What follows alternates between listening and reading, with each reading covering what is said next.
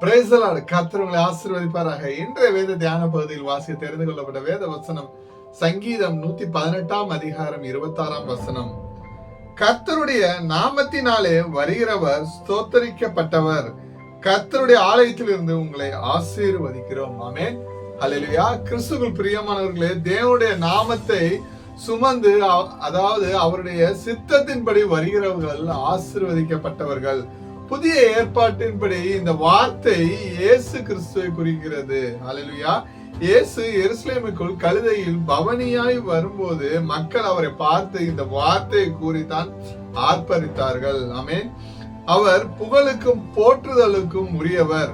ஆலயத்தில் இருக்கும் தேவனுடைய ஊழியக்காரர்கள் தேவனை தேடி வரும் ஜனங்களுக்கு கொடுக்கும் ஆசீர்வாதமாகும். ஆமென். ஹல்லேலூயா. எருசலேம் மக்கள் இயேசுவை வரவேற்றது போல நாமும் நம் இதயத்தில் இயேசுவுக்கு முதலிடம் கொடுத்து அவரை ராஜாவாக ஏற்றுக்கொள்ள வேண்டும். எனக்கு பிரியமானவர்களே, தேவனுடைய சமூகத்திற்கு அதாவது தேவனுடைய ஆலயத்திற்கு வரும்போது நமக்கு உண்மையான ஆசீர்வாதமும் அமைதியும் மன மகிழ்ச்சியும் கிடைக்கும். ஹல்லேலூயா. இயேசு கிறிஸ்துவே தேவன் அனுப்பிய உண்மையான மெசியா என்பதை இந்த வசனம் பல நூறு ஆண்டுகளுக்கு முன்பாகவே முன்னறிவித்து இருந்தது.